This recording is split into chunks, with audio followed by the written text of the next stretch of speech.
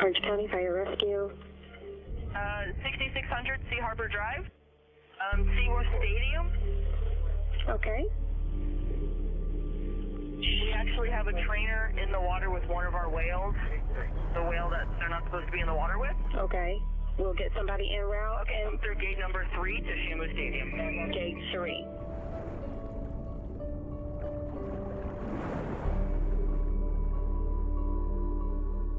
Orange County Sheriff's Office. We need SO to respond for a dead person at SeaWorld. A whale has eaten one of the trainers. A whale ate one of the trainers? That's correct.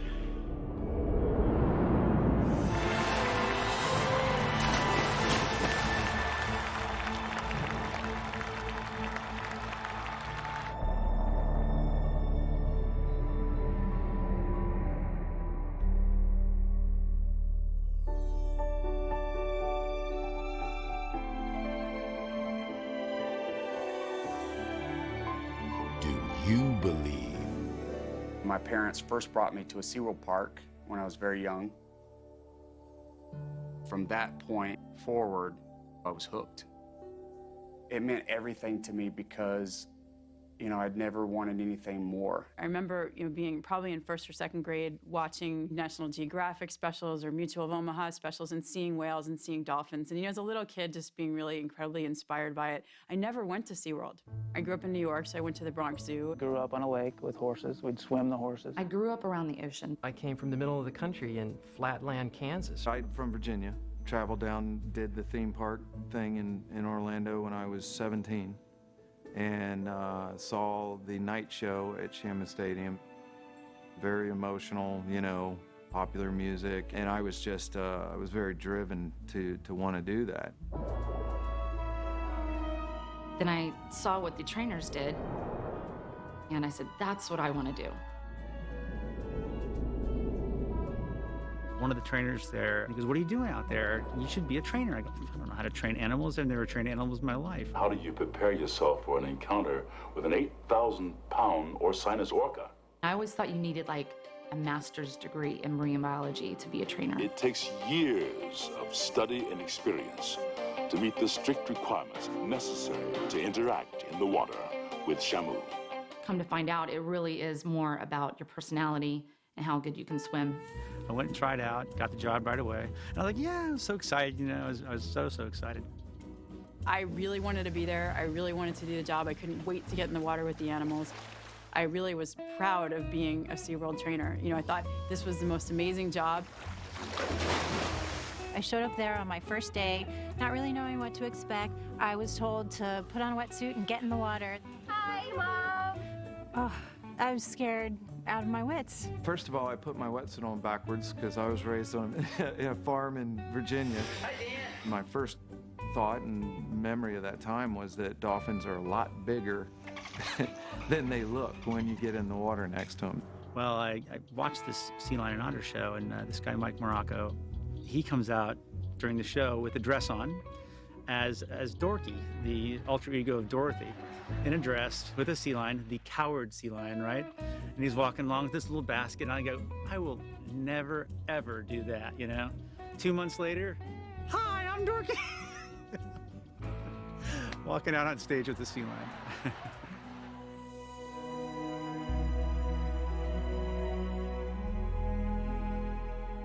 I was overwhelmed, and I was so excited. I mean, just seeing a killer whale is breathtaking.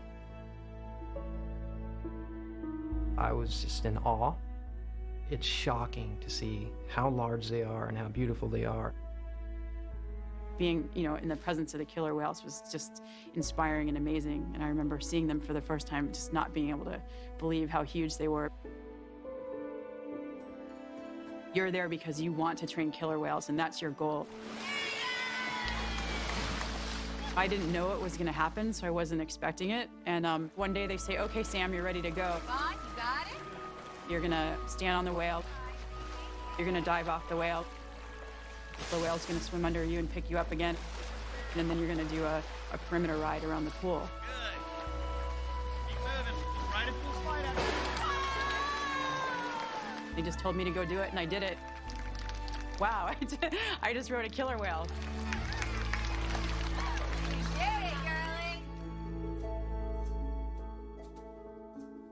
When you look into their eyes, you know somebody is home. Somebody's looking back. You form a very personal relationship with your animal.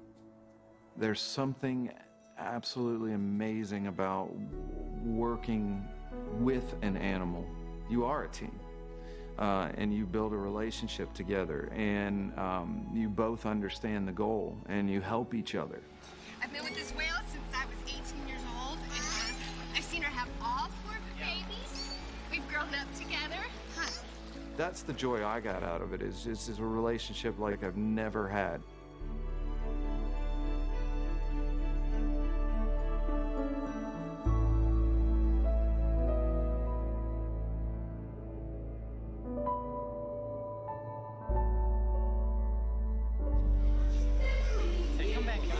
Bro, I have to know, are you nervous? I'm scared. No. Nice hair, Jeff.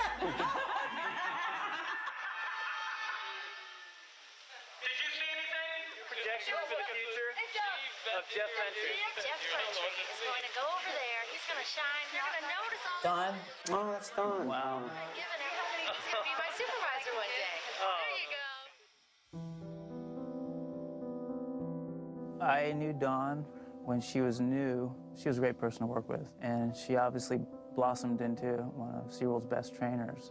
This is Don Brancho. Don is the senior trainer here at Shamu Stadium. I guess you could say I kind of knew Dawn in a past life.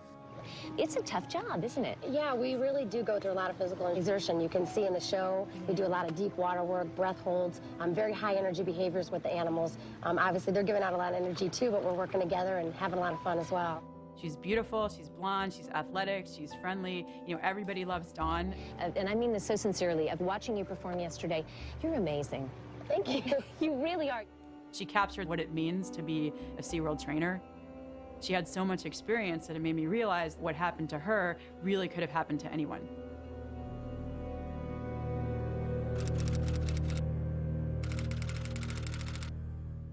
This is Detective Rivera with the Orange County Sheriff's Office. Today's date is February 24th, 2010. The time is 4:16. In the room with me right now is a Thomas George Tobin. Is that correct? Correct. Did you see any blood in the water or anything like that? Well, that's part of it. She was scalped, and there was no blood. Okay. So pretty much we knew then that the heart wasn't beating. Once they were able to pull her away, how did he let go of the... He didn't. He never let go of the... The arm? The arm. He swallowed it. He swallowed it? So the arm is nowhere... Right.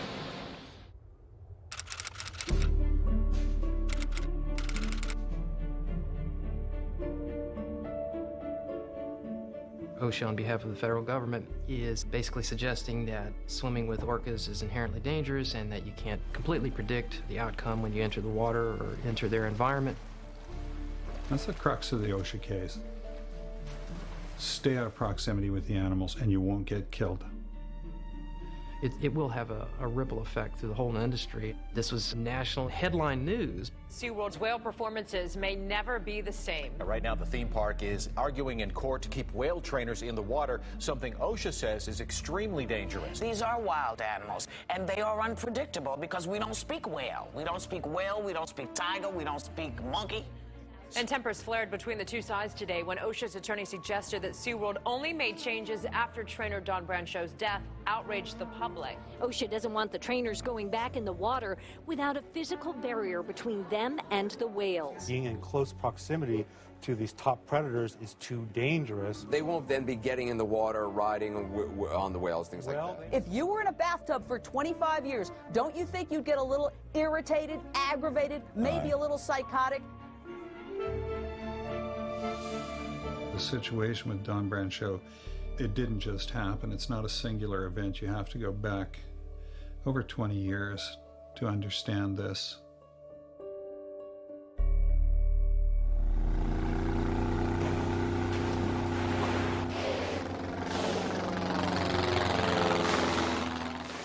It was a really exciting thing to do, and so everybody wanted to do it. What were they telling you were going to do? Capture orcas. They had aircraft, they had spotters, they had speedboats, they had bombs they were throwing in the water. They were lighting their bombs with acetylene torches in their boats and throwing them as fast as they could to herd the whales into coves. But the orcas had been caught before, and they knew what was going on, and they knew their young ones would be taken from them.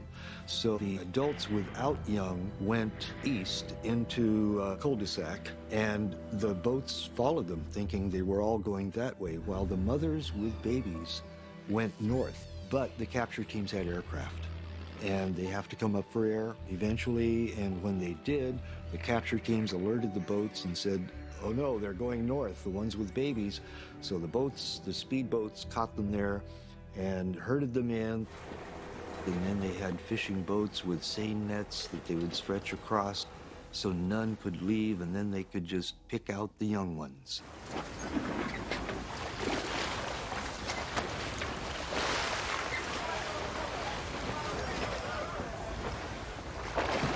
We are only after the little ones.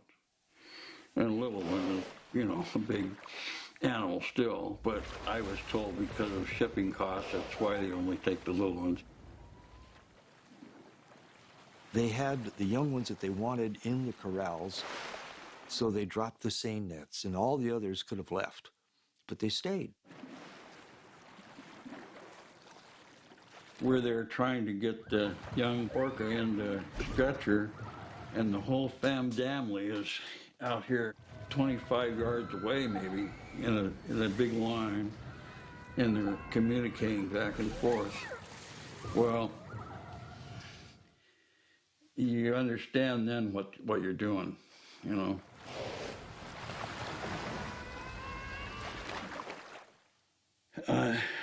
I lost it. I mean, I started crying. I didn't stop working, but I, you know, just couldn't handle it. And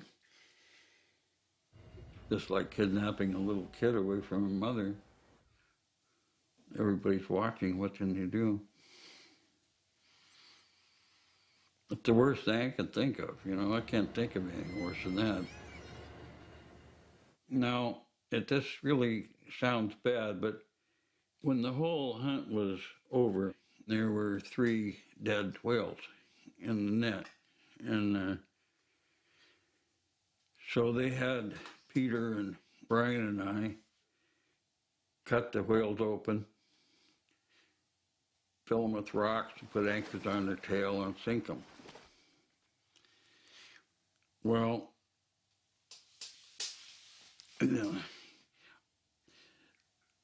really, I didn't even think about it being illegal at that point. I thought it was a PR thing.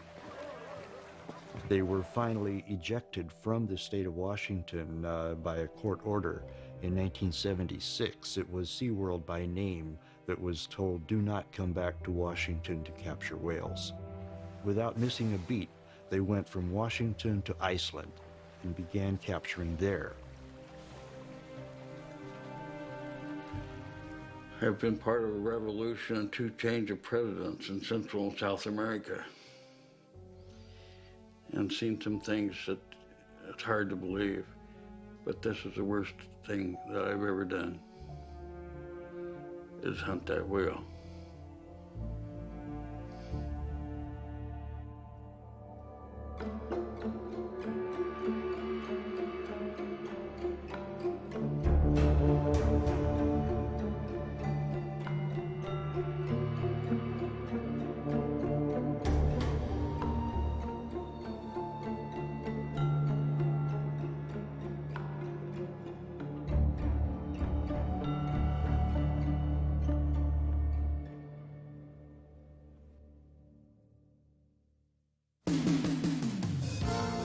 Sealand has been a part of Victoria for over 20 years. We specialize in the care and display of killer whales.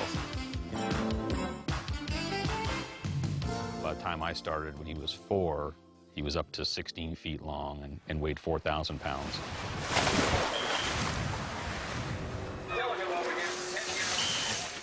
I had actually seen Tillicum quite a number of times. He was right across the strait here in Victoria. Now this show can get a little bit foggy at times. All Sealand was a net hanging in a marina with a float around it. Tilikum was the one we really loved to work with. He was very well behaved, and he was always eager to please. When he was first introduced, everything just went fine and dandy, but the previous head trainer used techniques that involved punishment. He would team a trained orca up with Tilikum, who was untrained. He would send them both off to do the same behavior. If Tilikum didn't do it, then both animals were punished. Deprived of food to keep them hungry. This caused a lot of frustration with the larger animal, the established animal, and would in turn get frustrated with Tilikum and would rake him with his teeth. There would be times during certain seasons that Tilikum would be covered head to toe with rakes. Rakes are teeth on teeth and raking the skin, and from head to toe you could see blood and you could see scratches, and he would just be raked up. Both females would gang up on him. Tilikum was the one we trusted. We never were concerned about Tilikum. The issue was really that we stored these whales at night in what we call a module, which was 20 feet across and probably 30 feet deep, as a safety precaution because we were worried about people cutting the net and letting them go, and the lights were all turned out. So there's really no stimulation. They're just in this dark metal 20-foot by 30-foot pool for 2/3 of their life.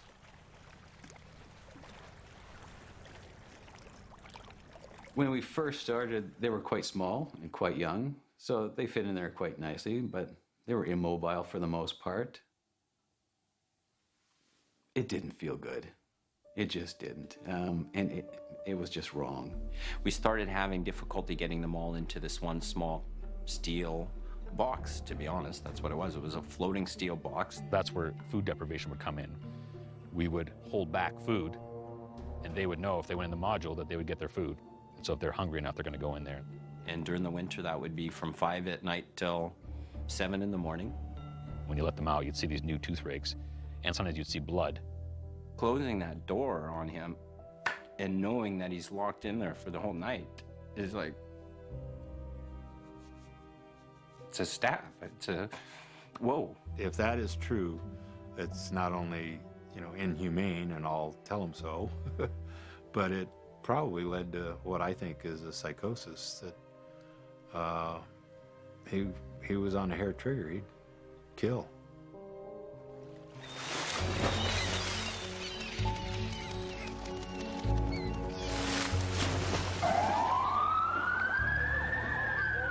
An employee is dead after an encounter at a Canadian park called Sealand of the Pacific.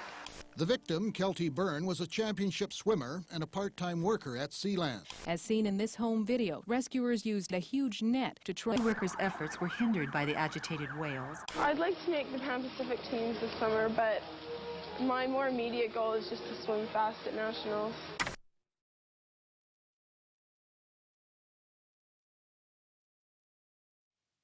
It was sort of a cloudy, gray day, and we were looking for something to do, so we thought, why not go to Sealand?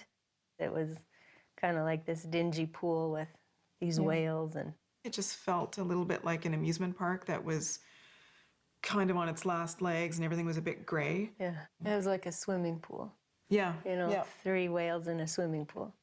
Yeah, and they would come up and touch the ball, and I think there was some tail splashing, and there was some jumping. The fish, and they hold the fish, and the whales jump up. I remember saying, "Oh, what a fun job! She's so lucky." And then I saw her walking with her rubber boots, and she tripped, and her foot just dipped into the edge of the pool, and she lost her balance and fell in. And then she was pushing her way up to get out of the pool, and the whale zoomed over, grabbed her boot, and pulled her back in. At first, I didn't think it was that serious, because you see the trainer in the pool with the whale, and you think, oh, well, the whales are used to that. And then all of a sudden it started there was more swimming, more activity, more thrashing, and she was starting to get panicked. And then as it progressed, you started to realize, whoa, something's not right here. She started to scream, and she started looking around, and her eyes were like bigger and bigger, and realizing that I really am in trouble here. And then they would pull her under, And then they would come up, and then when they came up, she'd be, help me, help me.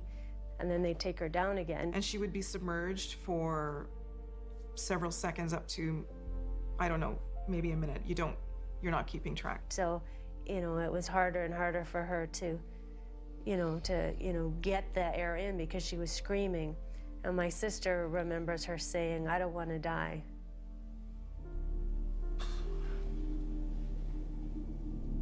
Well, condolences to Kelty's family. Yeah. That we couldn't help her. It was pretty wretched. Sealand closed, well, it's probably a good thing. I mean, it was a little pond. And I think the owner, made the right decision for whatever reasons. I don't believe he's a bad guy, a bad man. I think he was shocked by the whole affair, too. The blush was gone from the business, and he decided that that was it. We should shut down. And no one ever contacted us. There was an inquest. No one ever asked us to say what happened. Yeah. We just left. Yeah, there was no big lawsuits afterwards, and there's no memorial. And, the only thing remaining of Kelty Byrne is what's left in the folks' minds who recall the case. So in the newspaper articles, the cause of death was that she drowned accidentally, but, she was pulled under by the whale. Well, there's a bit of smoke and mirrors going on. I mean, one of the fundamental facts is that none of the witnesses were clear about which whale pulled Kelty in. Yes, yeah, it was the large whale, Tilikum, the male, is the one that went after her. And the other two just kind of circled around, but he was definitely the instigator. And we knew it was that whale because he had the flopped over fin. Like, it was very easy to tell.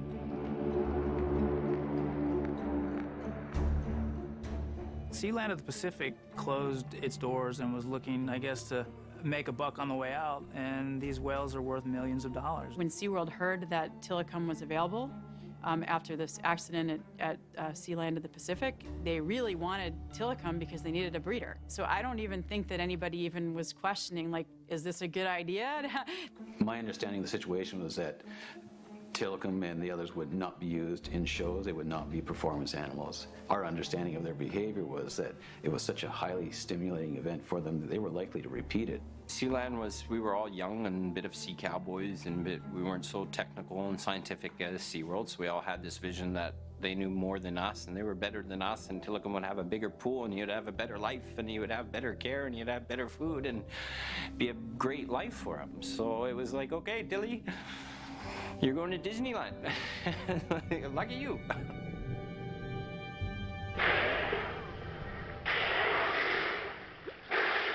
The orca's intelligence may be even superior to man's. As parents, they are exemplary, better than many human beings. And like human beings, they have a profound instinct for vengeance. Dino De Laurentiis presents Orca. If you go back only 35 years, we knew nothing, in fact, less than nothing. What the public had was superstition and fear. A fight to the death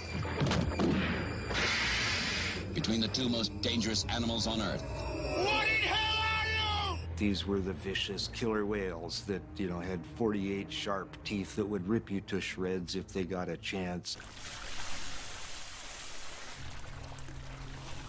What we learned is that they're amazingly friendly and understanding and intuitively want to be your companion. Are you recording this? And to this day, there's no record of an orca doing any harm to any human in the wild.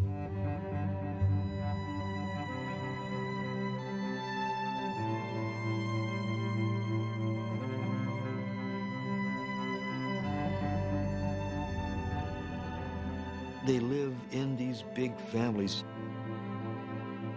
and they have lifespans very similar to human lifespans. The females can live to about 100, maybe more, males to about 50 or 60, but the adult offspring never leave their mother's side.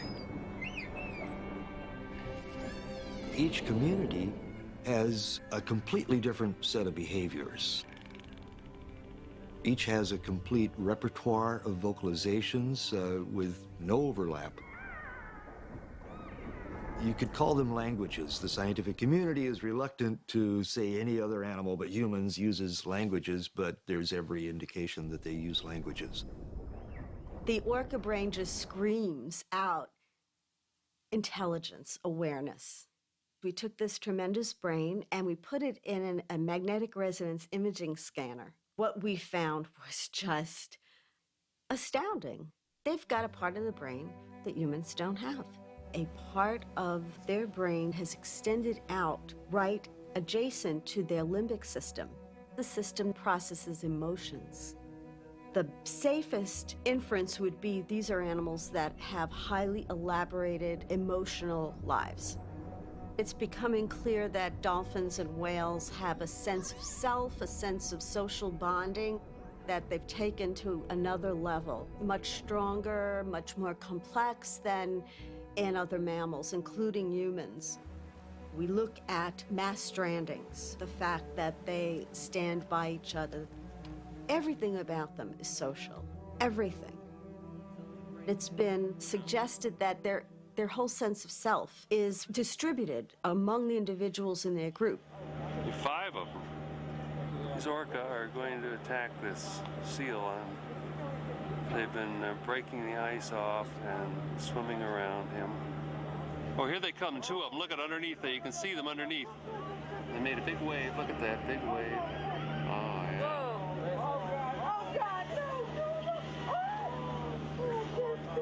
If you can't watch the bullfight, you better leave. Oh, yeah, here they go. Look at this. 3 of them.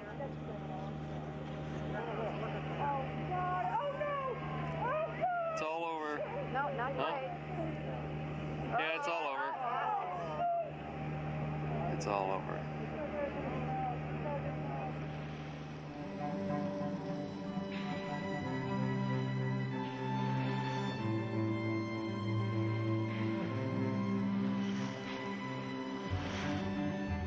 The First Nations people and the old fishermen on the coast, they call them blackfish.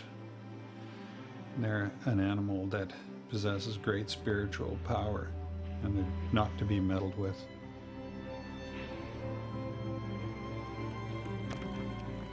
I've spent a lot of time around killer whales, and they're always in charge.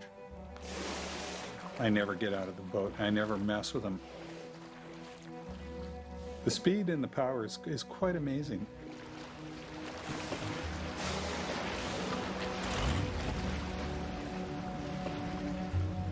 Rules are the same as a pool hall. Keep 1 foot on the floor at all times. Even after seeing them thousands of times,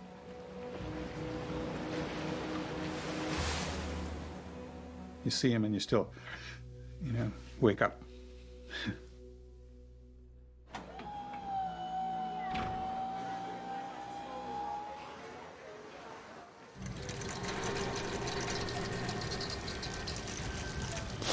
He arrived, I think, in 1992. I was at Whale and Dolphin Stadium when he arrived, and he's twice as large as the next animal in the facility. Yeah, he's right at about 12,000 pounds. That's incredible. He looks fantastic. When Tilikum arrived at SeaWorld, he was attacked viciously, repeatedly by Katina and others. In the wild, it's a very matriarchal society. Male whales are kept at the perimeter. In captivity, the animals are squeezed into very close proximity. Tilikum, the poor guy is so large, he couldn't get away because he just is not as mobile relative to the smaller and more agile females. And where was he going to run? There's no place to run. I think he spent a lot of time in isolation. And SeaWorld claims that, oh no, he's always in with the females. But I mean, from what I saw, he was mostly put with the females for breeding purposes, and he didn't spend a lot of time with the other whales. It's for his own protection. He gets beat up, and so by segregating him, it provides a physical barrier so the females can't kick his butt. Tilikum is pretty much kept in the back, and then brought out at the very end is like the big splash. He was Always happy to see you in the morning. There we go. Look at his chompers. Maybe because he was alone, maybe because he was hungry, maybe because he just liked you. Who knows what was going on in his head. Want a whistle?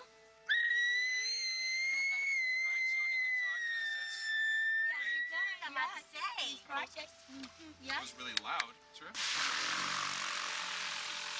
Come on, big boy. Show the sex. He seemed to like to work. He seemed to be interested. He seemed to want to learn new things. He seemed to be enjoying, working with the trainers. He, for me, was a joy. He really responded to me, and I, every day I went to work, I was happy to see Tilly. That's cute. You're being too cute. I never got the impression of him while I was there that, oh my God, he's the scary whale, not at all. Maybe some of it's just our naivety or whatever, because we weren't given the full details of Kelty's situation.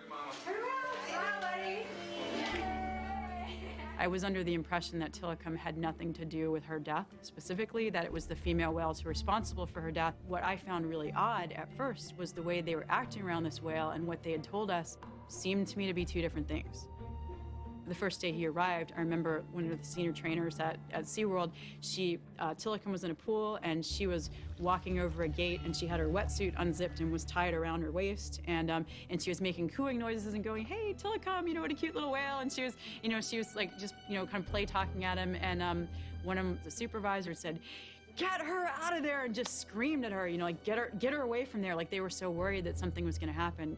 And I remember thinking, why are you guys making such a big deal out of this when he didn't actually kill her? Well, clearly management thought there was some reason to exercise caution around him. It's clearly they knew more than they were telling us. Well, ladies and gentlemen, the next few behaviors you're going to be seeing, you can only see right here at SeaWorld. Jeff was out in the audience filming one of the Shamu shows. It was a perfect show. All of the hot dog sequences, the waterworks sequences went off great. I was really excited just to be capturing this because it was kind of turning out to be a great show. A show that's kind of complete, it probably only happens a few times a week. At the very end of the show, Liz was working Tilikum, and apparently Tilikum lunged out of the water at her. And I had captured Tilikum coming out of the water, kind of turning sideways, and appeared to me to try to grab Liz. And at that moment, the tape became unusable. I was just kind of basically instructed to get rid of the tape. Wanting to kind of preserve the tape, I actually used the editing equipment and snipped out that little half second or second when he did that and stitched it back together so it just kind of looked like a glitch in the tape. And I'm like, look at this. And it was like, no, this is no longer usable, and so we had to destroy the tape.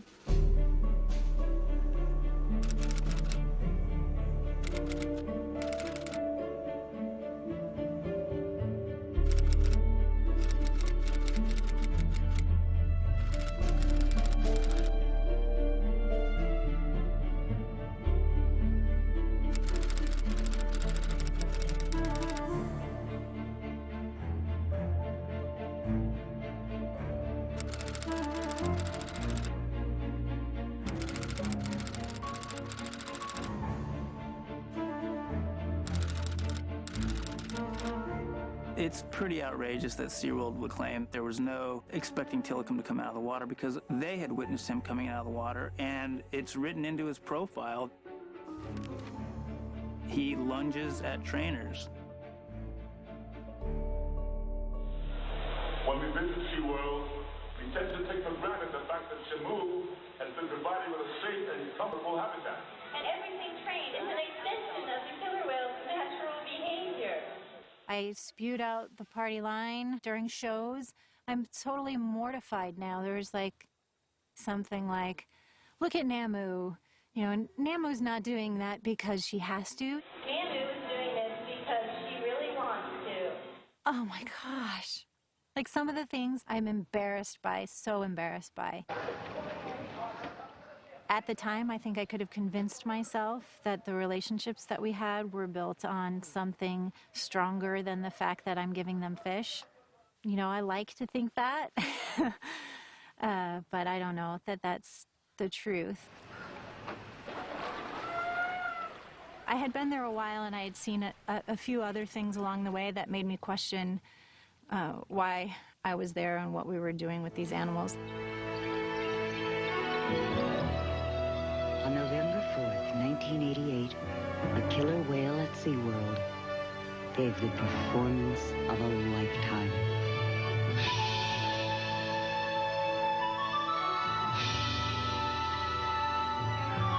Don't miss this small miracle. Come see our new baby Shamu. I know it was naive of me, but I thought that it was our responsibility to do as much as we could to keep their family units together, since we knew that in the wild that's what happens. Yes, sir, that's our baby. Kalina was the first baby Shamu. Baby Shamu, SeaWorld's newest star. She had become quite disruptive and challenging her mom a little bit and disrupting some shows and that kind of thing. She's got the whole place jumping. Shamu, she's our baby whale. It was decided by the higher-ups that she would be moved to another park when she was just 4.5 years old. And that was news to us as trainers that were working with her. To me, it had never crossed my mind that they might be moving the baby from her mom. The supervisors basically was kind of mocking me, like, oh, you're saying poor Kalina? You know, what's she gonna do without her mommy? And, you know, and that, of course, just shut me up. So the night of the move, we had to deploy the nets to separate them and get Kalina, the baby, into the med pool. And Katina was generally a quiet whale. She was not overly vocal whale. After Kalina was removed from the scene and put on the truck and taken to the airport, and Katina, her mom, was left in the pool, she stayed in the corner of the pool, like literally just shaking and screaming, screeching, crying. Like, I'd never seen her do anything like that. And the other females in the pool, maybe once or twice during the night, they'd come out and check on her, and she'd screech and cry, and they would just run back. There was nothing that you could call that, watching it, besides grief. Those are not your whales. You know, you love them, and you think, I'm the one that touches them, feeds them, keeps them alive, gives them the care that they need. They're not your whales. They own them. Kasaka and Takara were very close. Kasaka was the mother, Takara's the calf. Takara was special to me. They were inseparable. When they separated Kasaka and Takara, it was to take Takara to Florida. Once Takara had already been stretchered out of the pool, put on the truck, driven to the airport, Kasaka continued to make vocals that had never been heard before. They brought in the senior research scientist to analyze the vocals. They were long-range vocals. She was trying something that no one had even heard before, looking for Takara. That's heartbreaking. How can anyone look at that and think that that is morally acceptable? It's not. It is not okay. Stand by, Dean. Let's go live to SeaWorld, where Dan Gummersall is joining us for a sneak peek. Hi, Dean. Tell us about the new show. Good afternoon, Richard. The new show is the Whale and Dolphin Discovery. What it does is it shows the relationship we have between all our animals here at the Whale and Dolphin. There's so many things that were told to us that they tell you so many times that you start believing it, you know. So all the animals here get along very well. It's just like training your dog, really. I was blind, you know. I was a kid, you know. I didn't know what I was doing, really. Nice. Good job.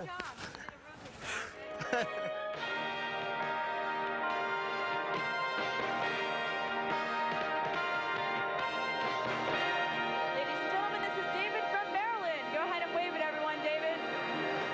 I just really bought into what they told us. You know, I learned to say what they told us to the audience. Hello out there! Children are some of Shamu's biggest fans. We can do just about anything we want. I thought I knew everything about killer whales when I worked there, you know, and everything about these animals. I really know nothing about killer whales. I know a lot about being an animal trainer or a killer whale trainer, but I don't know anything about these animals' natural history or their behavior. I really, in some ways, believed a lot of what I was learning from them, because why would they lie? Because the whales in their pools die young, they like to say that all orcas die at 25 or 30 years. 25 to 35 years. 25 to 35 years. They're documented in the wild, living to be about 35 and mid-30s. They tend to live a lot longer in this environment because they have all the veterinary care. And of course, that's false. We knew by 1980, after half a dozen years of the research, that they live equivalent to human lifespans.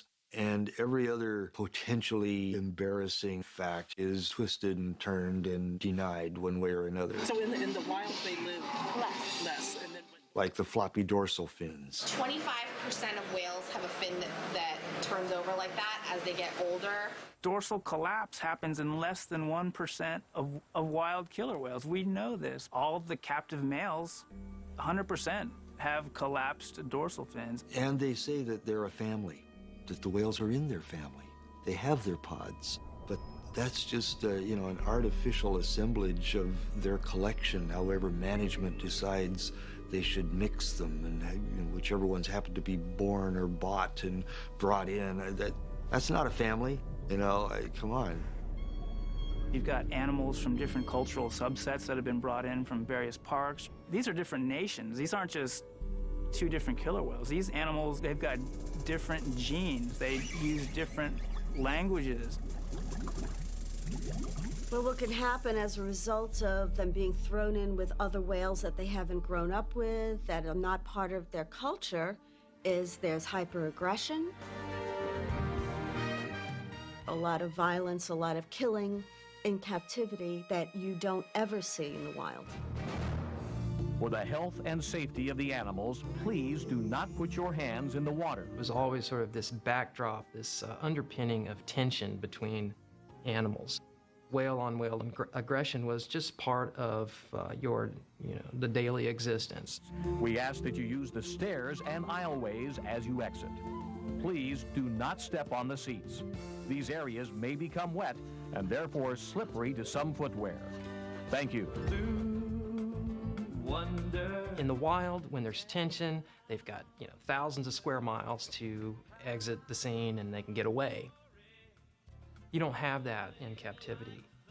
Could you imagine being in a small concrete enclosure for your life when you're used to swimming 100 miles a day? Sometimes this aggression became very severe, and in fact, whales have died in captivity because of this aggression. I think it was 1988, Candu trying to assert her dominance over Corky, rammed Corky. It fractured her jaw, which cut an artery in her head, and then she bled out. That's got to be a hard way to go down. I saw that there was just a lot of things that weren't right, and there was a lot of misinformation, and something was amiss. And I sort of compartmentalized that part of it and did the best that I could with the knowledge that I had to take care of the animals that were there. And I think all the trainers there have the same thing in their heart. They're trying to make a difference in the lives of the animals. You think that if I leave, who's going to take care of Tillicum? And that's why I stayed, because I feel sorry for Tillicum. I mean, if you want to get down to the nuts and bolts of it, I stayed because I feel sorry for Tillicum. And I couldn't bring myself to stop coming and trying to take care of him.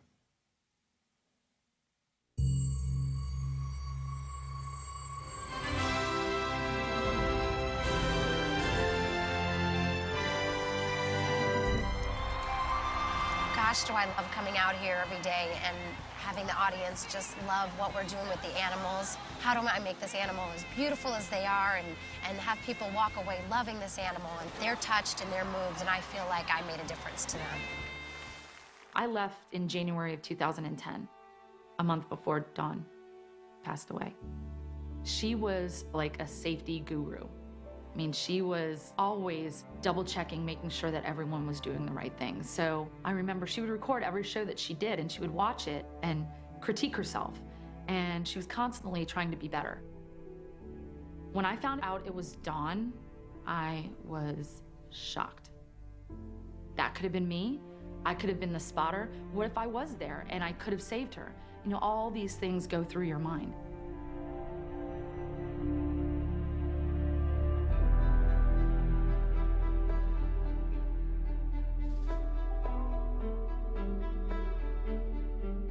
John Sillick is the guy who in 1987 was crushed between two whales at SeaWorld of San Diego. Now, even though I'd been working at SeaWorld for 6 months, I had no idea that that had even happened. I never even heard that story. And the SeaWorld party line was that, well, it was a trainer error. It was John's fault, you know, John's fault. He was supposed to get off that whale. And for years, I believed that, and I told people that.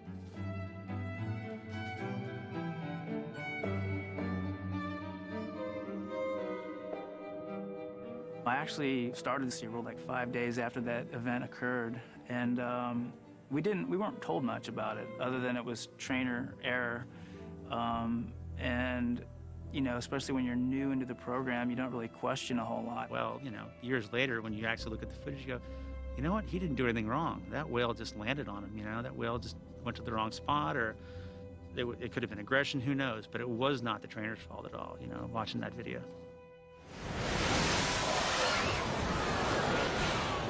When I saw the video of the killer whale landing on John, I mean, it just absolutely took my breath away. I gasped. You know, I watched it 2 or 3 times, and every time I saw that, I just gasped. I could not believe what I was seeing. What kept his body together was that, you know, his wetsuit basically held him together. But I know he's had multiple surgeries, and he's got tons of hardware in his body. And it's hard for me to believe that I didn't actually see that video while I was actually an animal trainer, because it seems to me that every person who works with killer whales should have to watch that video.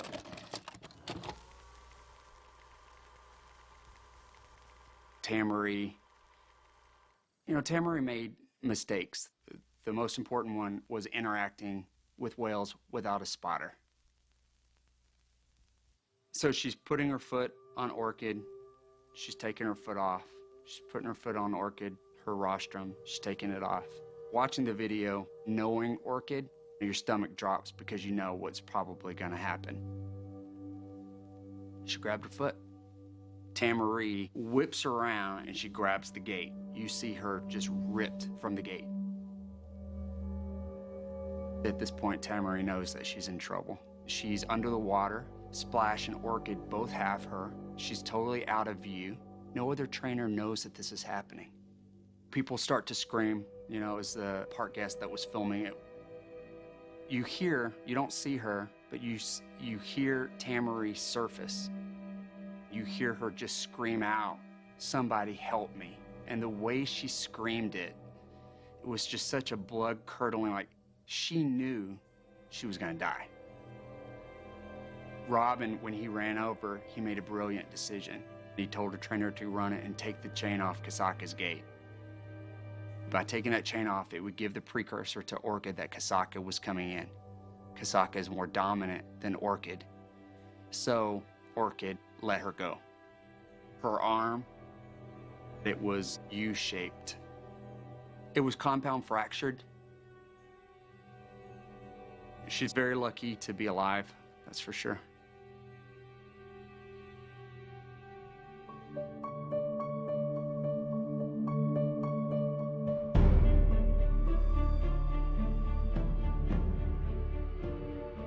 I believe it's 70 plus, maybe even more, just killer whale trainer accidents. Maybe 30 of them happened prior to me being actually hired at SeaWorld, and I knew about none of them. I've seen animals come out at trainers.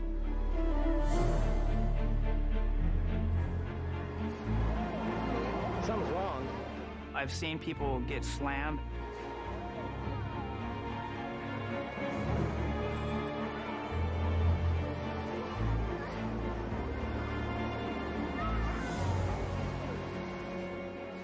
The whales, they're just playing or they're upset for a second.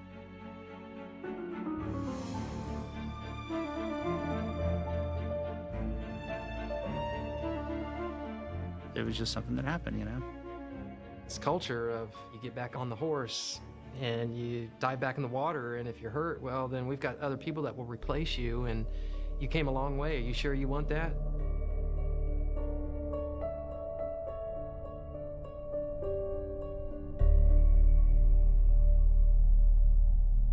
A SeaWorld trainer is recovering today after a terrifying ordeal in front of a horrified audience.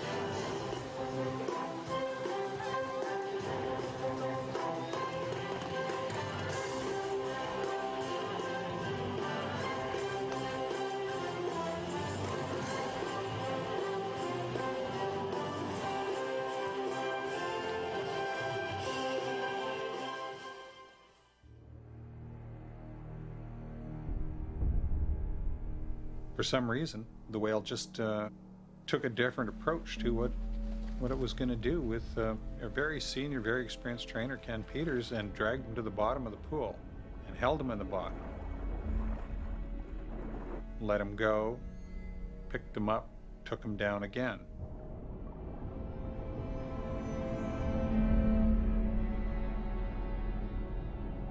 And these periods he was taken down were pretty close to the mark.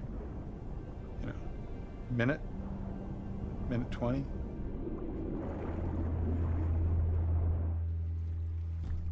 When he was at the surface, he didn't panic, he didn't thrash, he didn't scream.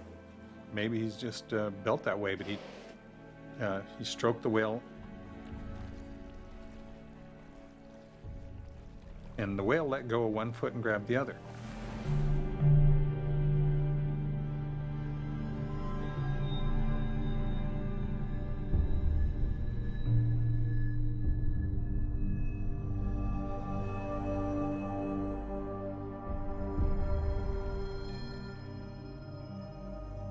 That's a pretty deep pool, and he took him right down. I think that's to 2 atmospheres of pressure. Apparently, Mr. Peters is an experienced scuba diver, and I think that knowledge probably contributed to how he was able to be hauled down there that quickly and stay calm and know what to do. He knew what he was doing, because when you can see him actually in the film, the depth is so good, you can see him ventilating. You can see him ventilating really hard. So he knows about swimming and diving and being underwater. He may have been assuming he was going under again. I did not walk away unimpressed by his calm demeanor during that whole affair. I would be scared shitless.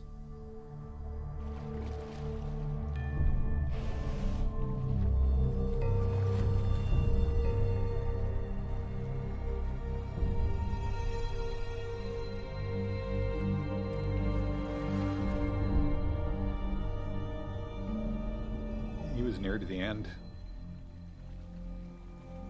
Presumably, Ken Peters had a relationship with this whale. Maybe he did. And maybe that's what saved him, but Peters got the whale to let him go, and they strung a net across.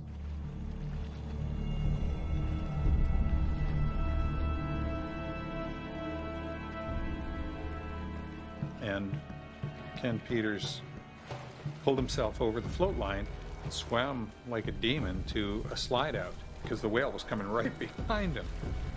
The whale jumped over and came right after him. He tried to stand up and run. Of course, his feet were damaged. I mean, he just fell and he scrambled. And they take this as a prime example of their training working. And, you know, they say, well, you know, they stand back and stay calm, and that did work. They claim this as a victory of how they do business.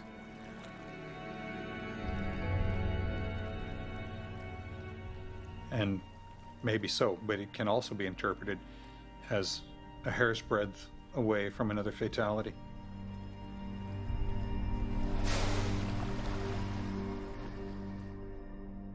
Hi, Shamu. Hi, everybody. We're the Johnsons from Detroit, Michigan.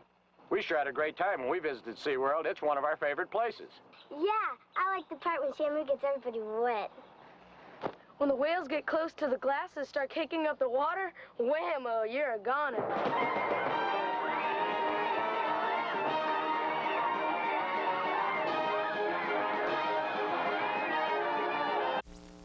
Well, Orange County's sheriff deputies have identified the 27-year-old man found dead in a killer whale's tank at SeaWorld.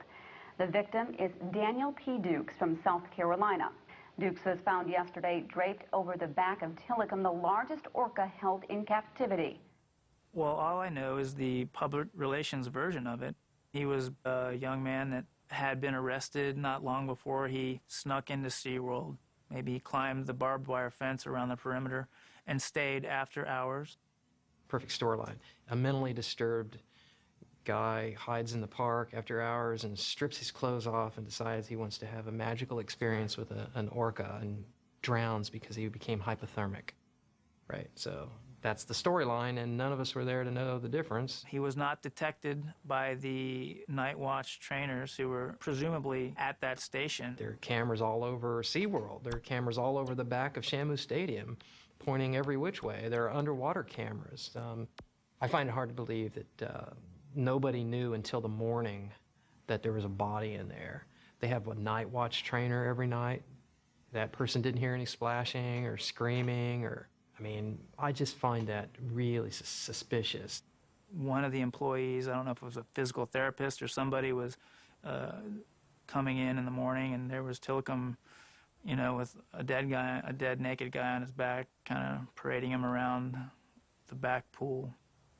The public relations spin on this was that he was kind of a drifter and died of hypothermia, but the medical examiner reports were more graphic than that. For example, Tilikum stripped him, bit off his genitals. There was bite marks all over his body. Now, whether that was post-death or pre-death, I don't know. But yeah, all I can comment on is that the guy definitely jumped in the wrong pool.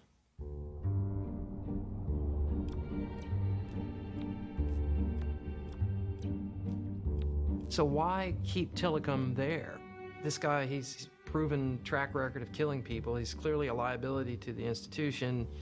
Why keep him around? Well, it's quite simple to answer, and that is that his semen is worth a lot of money.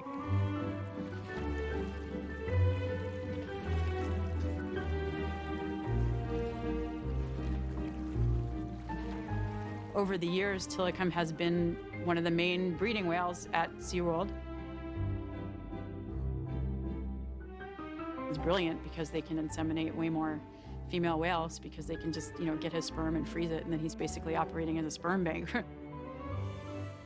In a reputable breeding program, rule number one is you certainly would not breed an animal that has shown a history of aggression towards humans.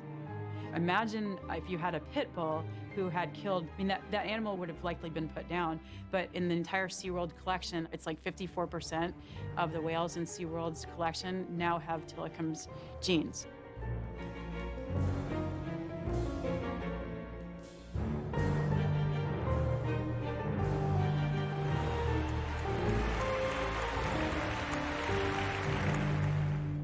The flaw is to assume that all killer whales are like Tilikum. You have to look at their learning history from birth. You have to understand why Tilikum was a hazard to anybody in the water. And you have to understand that none of the other killer whales at SeaWorld or in that system are that way. What about the incident at Laurel Parque? First of all, I can't speak with specificity about Laurel Park. I wasn't there. In fact, I know very little about it, probably about as much as the general public knows.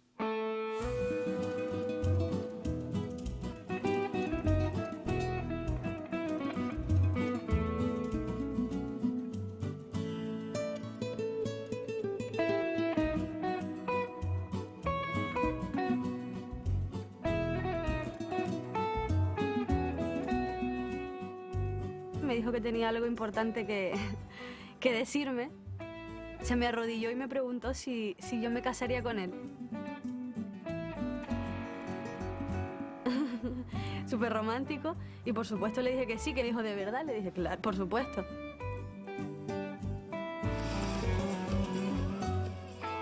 Él nunca se imaginó que iba a empezar que iba a trabajar en orcas de entrenador. Él tenía la idea de que iba a ser técnico. Y como le gustaban los animales, pues siempre le gustaron. Le encantó. De hecho, fue probarlo y le encantó.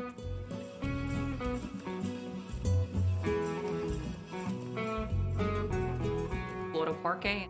It's in the Canary Islands, which is an autonomous region of Spain. It's the largest tourist attraction in all of Spain. Sean todos bienvenidos a Orca Ocean! And when SeaWorld sent the orcas to Loro Parque, everybody was always questioning, like, how did they make that leap to send 4 young orcas to a park off the west coast of Africa with trainers who, a lot of them had never been around orcas before. Nothing was ready. The venue wasn't ready. It wasn't ready for the orcas. It wasn't ready for a show. The owner of the park didn't want to lose revenue by shutting down the pools and repairing them.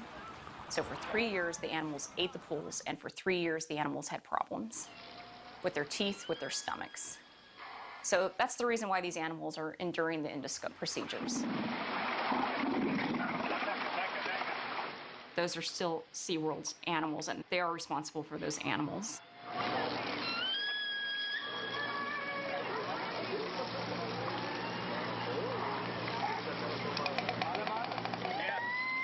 Loro Parque doesn't have a good reputation. People that work in the business know the reputation of places, and Loro Parque does not have a good reputation. They didn't spend the same amount of time as the SeaWorld trainers, did not go through the same regimen that the SeaWorld trainers went through. You know, and Alexis really was the best trainer. And I said, you know, you're the only trainer there that can hold its own with a SeaWorld trainer. And I said, you know, but you need to be careful.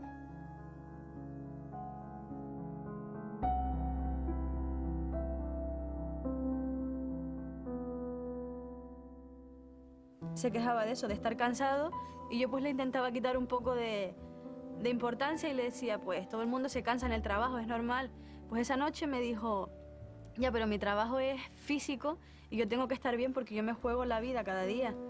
Si yo no estoy bien, ¿quién te dice que mañana en un despiste o por cualquier cosa no me pase algo? Y eso me lo dijo la noche anterior al ataque.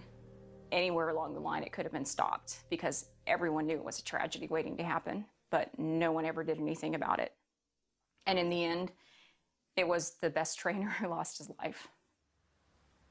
Me sonó el teléfono, me habló Miguel Díaz, el supervisor, el jefe de Alex, y me dijo, no, Estefanía, Alex tuvo un incidente sin importancia con una orca, él está bien. Ya vimos todo un entramado de ambulancia, estaba pues los representantes de la empresa. Estaba el dueño con su director, con sus abogados, y lo que nos dijeron fue, no pudimos hacer más. No pudimos hacer nada. Y yo, ¿cómo? Me dicen que si quería pasar a verlo. Y fue tremendo, ¿no? Y nos metieron en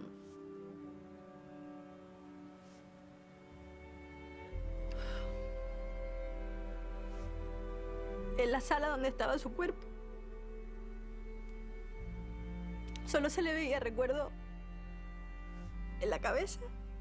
Estaba completamente tapado, pero sí recuerdo que me apoyé en su pecho y yo noté que algo ahí estaba mal. Efectivamente, tenía el esternón roto, pero sí tuve esa sensación de que el pecho estaba hacia afuera.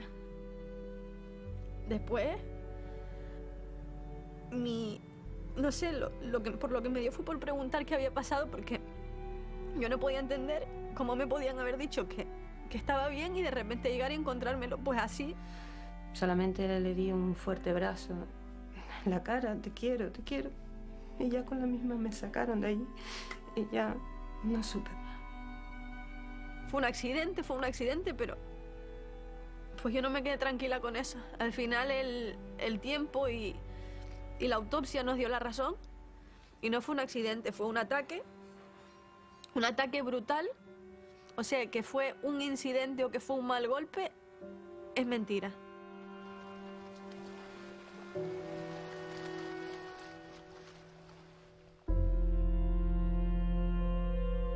Those were SeaWorld's whales. They were trained using SeaWorld's techniques. And their training was being supervised at the time of the fatal accident by one of their senior trainers from San Diego.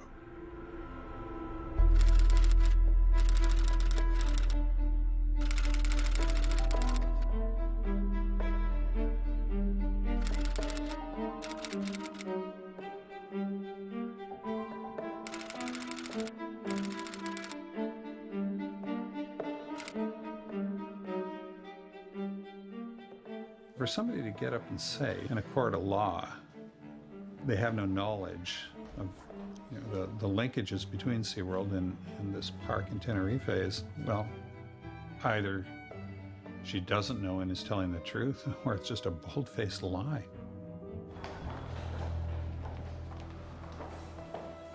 As trainers, we never forget Shamu's true potential. We see it each and every day. That's why all of our interactions are very carefully thought out, especially our waterwork interaction. Whoa!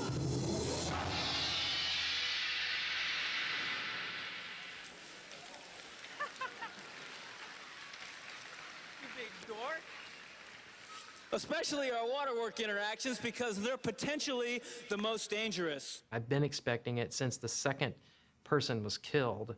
I've been expecting somebody to be killed by Tilikum. I'm surprised it took this long as it did. First tonight, a 6-ton killer whale has lived up to his name, killing an experienced trainer at SeaWorld Orlando today. A tourist at an earlier show said the animal seemed agitated. Trainers complained the whales weren't cooperating. The whole show, the main show, was a disaster that day. There was, whales chasing each other, and eventually the trainers decided that they had to stop the show because they couldn't get the whales under control. Tilikum was in the back pool, set up to do a Dine with Shamu performance with Dawn. Likely she saw what had gone on during the main show, and so she had probably felt more pressure to do a good show. When you watch the whole video, you can see that Tilikum is actually really with Dawn in the beginning of the video. There's a couple of behaviors that she asks him to do where Tilikum just jumps right in and he does exactly what she asked him to do. I remember 12,000 pounds. We're going to show you how agile these guys are. 12,000 pounds. There seemed to be a point in the session where things went south, so to speak, and in my humble opinion, it was at that missed bridge, whistle bridge, on the perimeter peck wave. She asked him to do a perimeter peck wave where she asked him to basically go all the way around the pool and wave his pectoral flipper. It's damn big, though. And she blows her whistle, There we go. which is a bridge, which tells the animal that, okay, you've done a good job, come back and get food. But he missed that cue. You like waving so much. Let's keep on waving. And he went all the way around the pool on this perimeter pack wave. We're going to let him keep on waving. My interpretation is that he didn't hear the whistle. So not only did he not hear the bridge, then he went and did a perfect behavior and came back, and what he got was what we call a 3-second neutral response, which is just a way to let the animal know, no, you didn't do the correct thing, you're not going to get rewarded, and then we're going to move on. And then you can also see through the video that Dawn is running out of food. The animals can sense when you're getting to the bottom of your bucket of fish because they can hear the ice clanging around and the kind of fishy, soupy water at the bottom. And the handfuls of fish that they're getting delivered by the trainer are all getting smaller. So they know that they're coming down to the end of session. When you see the difference between the beginning of the video and the end of the video, you can see that he's just not quite on his game anymore. There was no food left. She kept asking him for more and more behaviors. He wasn't getting reinforced for the behaviors that he was doing correctly. He probably was frustrated towards the end. Then she walked around the perimeter of G-Pool. He followed her.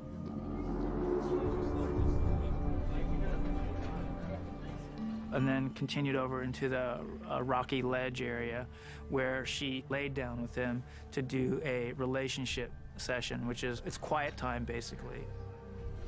Tilikum at some point grabbed a hold of her left forearm and started to drag her and eventually did a barrel roll and pulled her in. May have started as play or frustration and clearly escalated to be very violent behavior that I think was anything but play. In the end, he basically just completely mutilated that poor girl. They were gathering all the trainers at the Texas park. He said there's been an accident at the Florida park and a trainer was killed.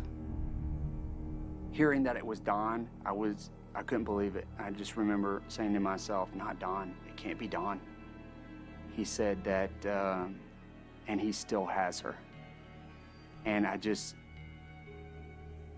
was so disturbed by that and the reality of how powerless we are. Avulsion, laceration, abrasion, fractures and associated hemorrhages, blunt force traumas to the main body, to the extremities. To see this meted out against a trainer, and I cannot fathom the reason, it's shocking. The lawyer for OSHA asked me what I thought we'd learned, and I'm sitting in the courtroom and I've got the Kelty Byrne case file in one hand and I've got Don Brandshow in the other, and they're almost to the day 20 years apart, and I'm looking at these two things. My only answer is nothing. In fact, it's not a damn thing. We have not learned a damn thing for something like that to happen 20 years apart. Did you tell if it was an accident or if this... Did this female trainer work with this whale on a regular basis? I don't know. What apparently happens, we had a female trainer back in the whale holding area. She apparently slipped or fell into the tank and was fatally injured by one of the whales. At first, SeaWorld reported that a trainer slipped and fell in the water and was drowned. So that was the first report. It wasn't until eyewitness accounts disputed that they had to go back in their huddle and say, wait a minute, we got to come up with a new plan. New tonight, SeaWorld has confirmed the killer whale pulled the woman into the water. She didn't fall into the tank as the sheriff's department initially reported.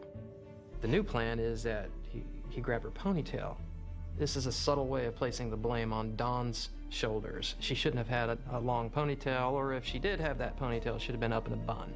Dawn, if she was standing here with me right now, would tell you that that was her mistake in allowing that to happen. They blamed her. How dare you?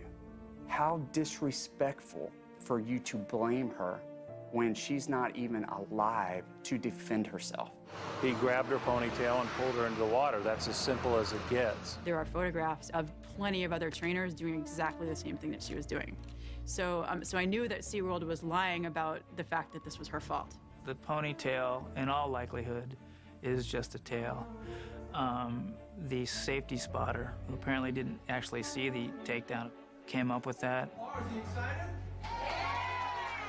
Now, during the spotter's testimony, OSHA pushed him to say that he wasn't really sure that it was her ponytail that was in the whale's mouth, that he just saw her underwater and he assumed it was the ponytail. OSHA contends that the whale came up and grabbed Dawn Brandshaw's arm, saying that that was another level of aggressiveness. And again, SeaWorld is saying it was not an aggressive move. One of SeaWorld's top curators, Chuck Tompkins, said when Dawn Brandshaw was pulled off that ledge, it wasn't necessarily aggressive behavior by the whale. The initial grab was not an act of aggression. This is not a crazed animal. The industry has a vested interest in spinning these so that the animals continue to appear like cuddly teddy bears that are completely safe. You know, that sells a lot of Shamu dolls, it sells a lot of tickets at the gate, and that's the storyline that they're going to continue to stick with for as long as they can.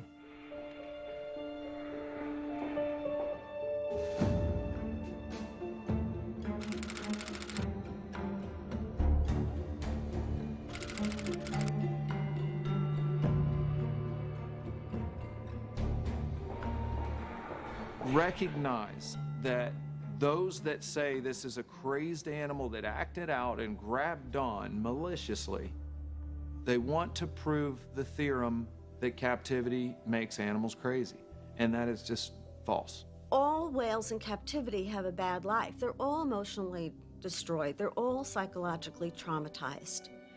So they are ticking time bombs. It's not just Tilikum. We have to separate what happened to Dawn, and as tragic as it is, no one wants to ever see it happen again. Can SeaWorld create an environment where it never happens again? Yes, I absolutely believe they can. What if there were no SeaWorlds? I can't imagine a society with the value we put in marine mammals if those parks didn't exist. I'm not at all interested in having my daughter, who is 3.5, grow up thinking that it's normalized to have these intelligent, highly evolved animals in concrete pools. I don't want her to think that's how we treat the kin that we find ourselves around on this planet. I think it's atrocious. This hearing is expected to last all week, with OSHA continuing to work toward this theory that SeaWorld knew there was a calculated risk of injury or death, but put trainers in the water with the whales anyway, while SeaWorld will say that Dawn Brancheau's death was an isolated incident. Reporting live in Seminole County, Dave McDaniel, West 2 News.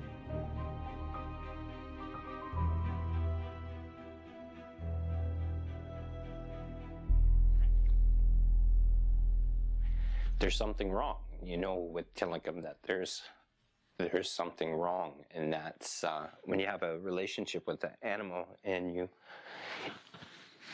you understand that he's killing not to be a savage.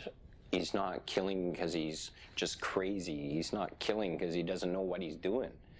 He's killing because he's frustrated and he's got aggravations, and he doesn't know how to. He has no outlet for it. Now, Tilikum is spending a great deal of time by himself and basically floating lifeless in a pool. 3 hours now, and he hasn't moved. They try to sugarcoat it by saying he comes out in the front pool every once in a while. Now he's doing shows. Really, you know what he does in a show? He does a few bows, and then he goes back into his little jail cell. That's his life. I feel sad for Tilikum. A regal thing like him swimming around the tank with his fin flopped over like that, you know, compared to a wild bull killer whale that size, you know, which is one of the most kinetic and dynamic things you can imagine. I feel sad when I see him.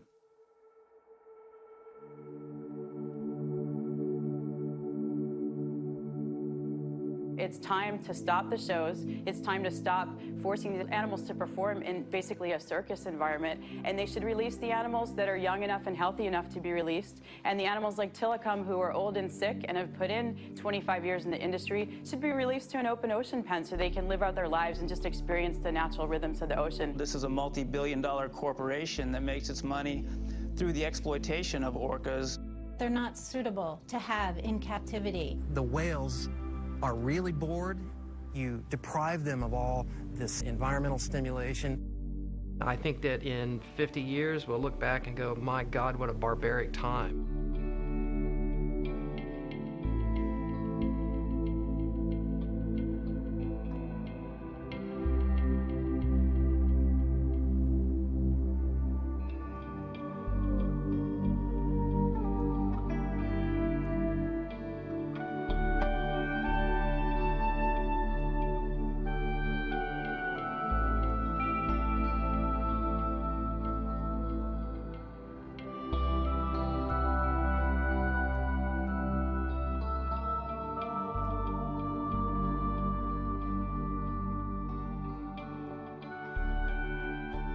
Dawn Brancheau, DB, dream big. Dawn was the most loving, giving person you ever met. Her smile just radiated.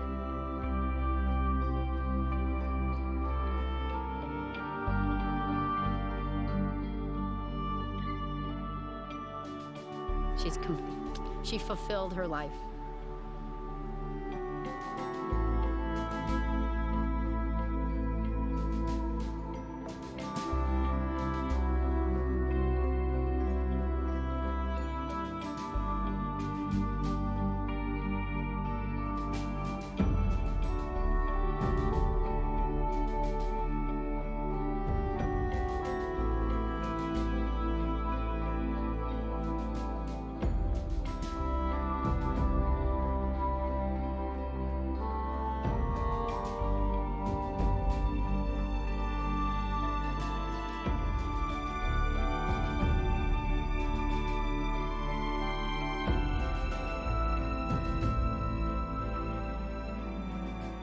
We saw whales swimming in straight lines with straight dorsal fins.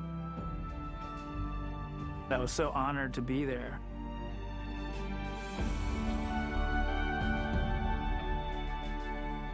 And I was so thankful that I had sunglasses on because the tears were kind of coming out, and it was moving.